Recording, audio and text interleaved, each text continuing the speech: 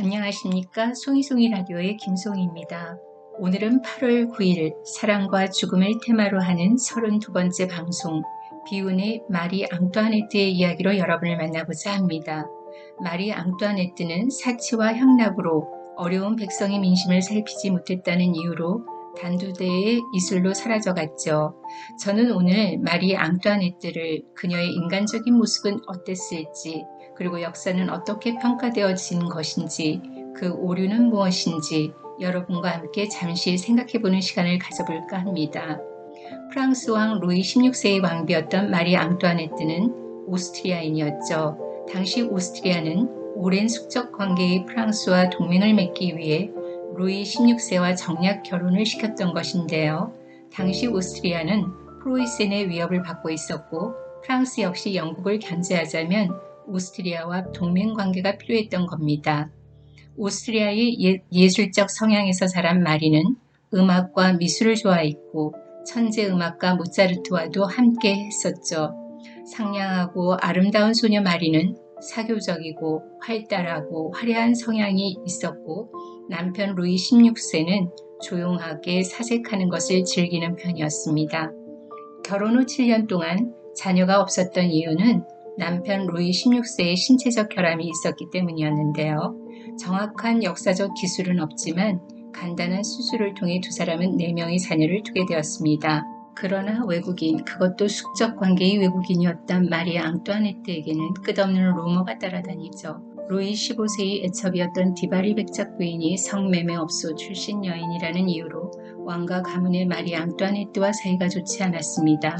그 이후로 디바리 백작 부인은 고가의 다이아몬드 목걸이를 구매하면서 마리 앙뚜아네트가 구매한 것처럼 뒤집어 씌우게 되는데요. 이 사건이 도화선이 되어 국민적 감정에 골이 생기기 시작했습니다. 18세기 후반 프랑스 경제는 최악의 상황에 직면합니다. 기상이변으로 농업 생산량이 급감하고 물가는 폭등을 합니다. 서민 경제는 파탄에 이르니 농민과 노동자들은 굶주리게 되고 실업자와 절대 빈곤자가 늘어나게 됩니다. 프랑스는 미국, 그러니까 청교도 정신으로 영국을 떠난 미국의 독립을 돕기 위해 엄청난 재정을 지원하면서 국고가 고갈되어 가던 터, 당시 왕족과 귀족들은 절대 왕정 위기의 중대한 원인이었던 재정 공평은 고려하지 않고 화려한 로코코 문화에 물들어 있었습니다.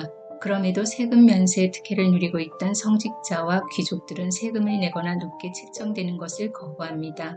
19세기 소설가 빅토르 위고르의 레미저너블, 장발장의 이야기에서 등장하는 노동자들의 굶주림과 분노, 그 시대가 바로 마리 앙뚜아네트가 살았던 시대로 연결된다고 하면 좀 더 잘 이해가 되실까요? 국민들의 완성이 높아지자 귀족들도 그 원인을 마치 마리 앙뚜아네트인 것처럼 국민들의 시선을 그쪽으로 돌리죠. 그도 그럴 것이 당시 프랑스 왕실은 왕비가 옷을 갈아입는 것과 화장하는 모습까지도 모두 공개하던 탓에 베르사유 궁전에는 왕비를 구경하려는 사람들로 매일 북새통을 이루었다고 합니다. 그러니 적국 출신의 왕비를 곱게 봐줄 수 있었을까요? 그러니 재정 악화의 원인이 궁정의 사치, 왕비의 사치 때문이라고 하여 왕비를 재정 적자의 부인, 오스트리아 여자라고 불리우게 됨은 물론 심지어 아들을 성추행했다는 오명까지도 쓰게 됩니다. 마리아 앙뚜아네트에게 대해 삼척동자에게도 퍼져있는 루머가 있죠. 빵을 달라고 폭동을 일으킨 7천여 명의 여인들을 향해서 이렇게 말했다는 것이죠. 빵이 없으면 케이크를 먹으면 되지요 라고 말이죠. 이 말은 루소가 쓴 고백록에 젊은 공주가 이런 말을 했다고 적혀 있는데 이것이 완전히 와전되어 생겨난 말이라고 합니다. 고백록이 완성된 시기가 1770년이나 그 이전이었던 시기로 추정되는 바, 이것을 근거로 할 때 프랑스 혁명이 일어나던 20년 전이라는 점에서 시기가 서로 일치하지 않는다고 하죠. 1789년 5월 3부회 성직자 귀족 제3신분으로 이루어진 의회가 개최되었으나 의결 방식을 놓고 심각한 갈등이 발생합니다.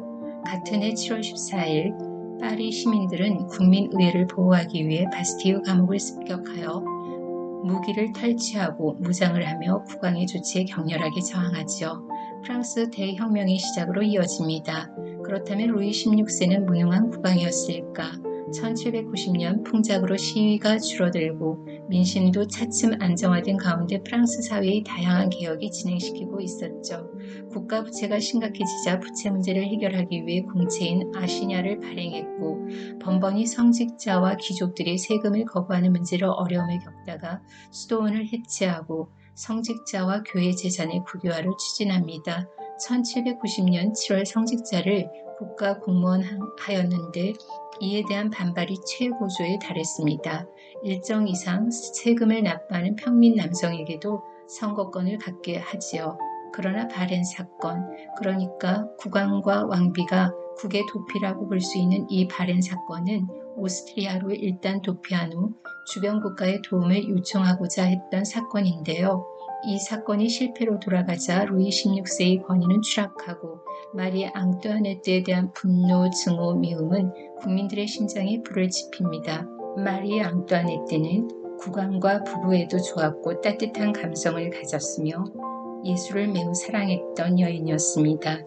그렇다면 도대체 무엇이 문제였을까? 궁궐 밖에 사는 국민들에 대한 이해가 부족했는데 그도 그럴 것이 지나치게 정치에 대해서 관심조차 갖지 않았으니 그것이 민중의 입장에서는 수용의 미덕이 결여된 이방인처럼 느껴지지 않았을까요? 극도의 가난, 높은 세금, 그러나 그것을 몰라라는 귀족과 성직자들, 프랑스 국민의 증오와 분노를 사고 끝내 잔혹하게 살해된 것은 결코 우연한 일이 아닙니다. 참혹한 순간까지 처절하게 기다리고 인내해야 했던 민중일수록 지도자의 눈빛과 말 한마디를 이슬처럼 받아먹는 습성이 있죠. 그 눈빛과 말 한마디에 따라 민심이 좌우됩니다. 처절한 삶을 살아가는 인간에 대한 지도자의 연민을 발견할 수 없다고 생각될 때 군중은 기꺼이 그들 가슴에서 기꺼이 잔혹한 칼날을 꺼내드는 일도 어려워하지 않는 것 같습니다. 이것은 역사 안에서 민중이 자주 보여주었던 의사표현이었고 민중의 생명의식이었으니 말입니다.